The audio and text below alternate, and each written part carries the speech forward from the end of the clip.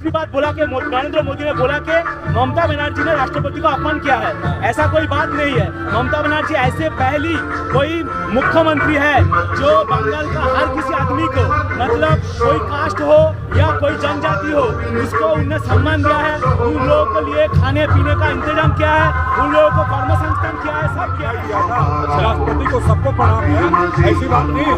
दीदी का अपना खुद जनमानस को लेकर एफआईआर को लेकर रात दिन एक किए हुए हैं और उनका अपमान का बात ही नहीं है। अच्छा। जब यहाँ पे उनके जनजाति के लोग सारे लोग आज इस मंच पे आज नारी दिवस के उपलक्ष्य में सारे ने अपना प्रदर्शन किया, गीत गाया, उनका सभी का सम्मान हुआ मन द्वारा। हम लोग सवेरे से नारी दिवस मनाने में यहाँ पे मेट्रो चल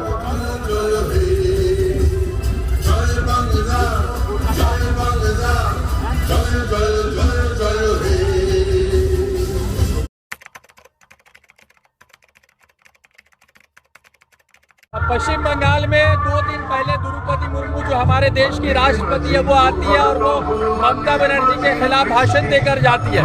ममता बनर्जी का पोस्ट हमेशा से सीएम का पोस्ट है और गवर्नर का पोस्ट और राष्ट्रपति का पोस्ट पॉलिटिकल पोस्ट से हटकर होता है।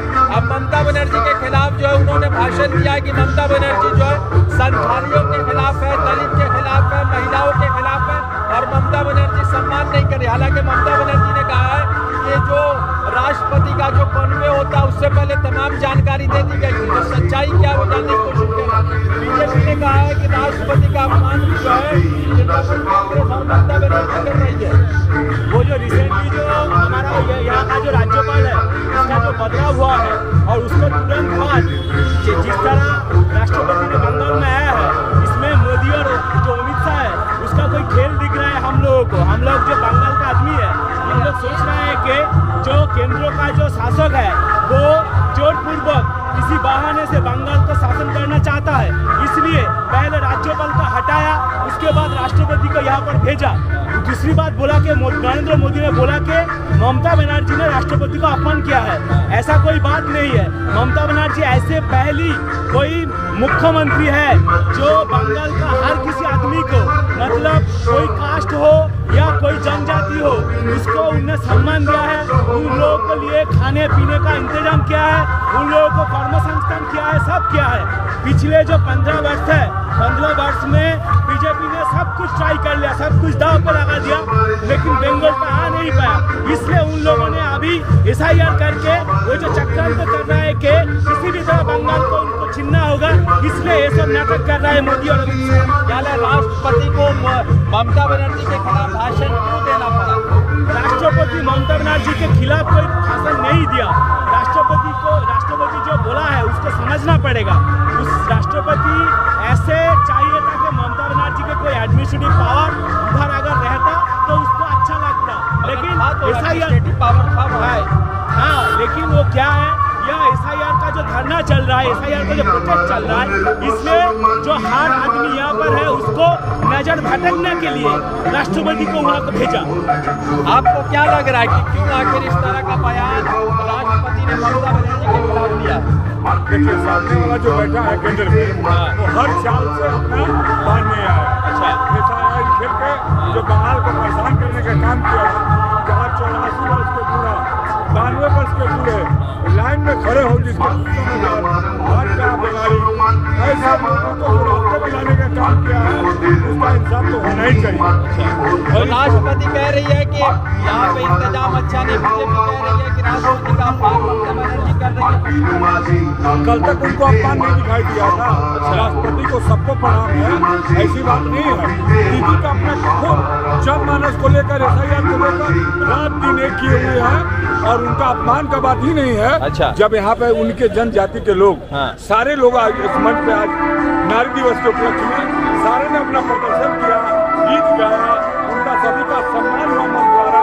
हम लोग सवेरे से नारी दिवस मनाने में यहाँ पे मेट्रो चैनल के साथ और इंडियन खबर सेवा कर रही है और सबका अभिनंदन कर रही है। और किसी कारणवश वहाँ का खबर है कि नहीं है, ये तो राज्य सरकार बताए।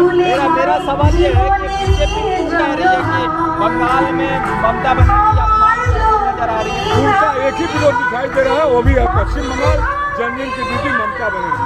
तो ममता बनर्जी चौथी बार आ रही है। बिल्कुल आ रही है। यहाँ की जनता उनके भावी भारी मतों से चौथी बार विजयी करके लाएगी, जो पूरे हिंदुस्तान के लिए एक जवाब होगा।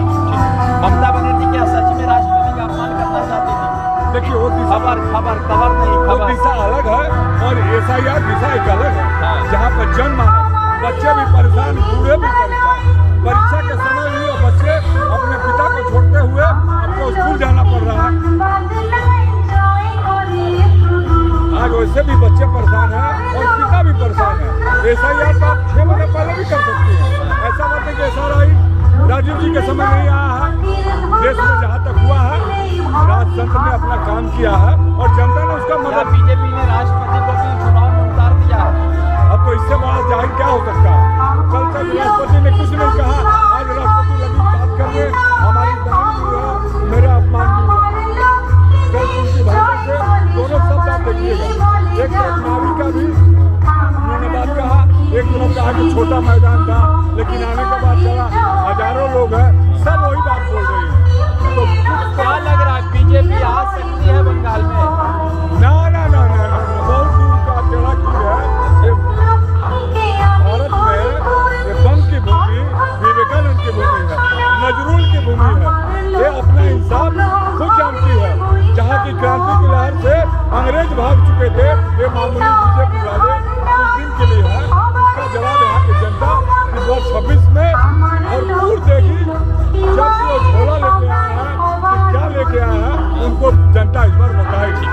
पश्चिम बंगाल में द्रौपदी मुर्मू के आने के बाद लगातार अलग तरह का माहौल है, पर द्रौपदी मुर्मू को लेकर कहा जा रहा है कि उनका अपमान पश्चिम बंगाल की मुख्यमंत्री ममता बनर्जी ने कर दिया।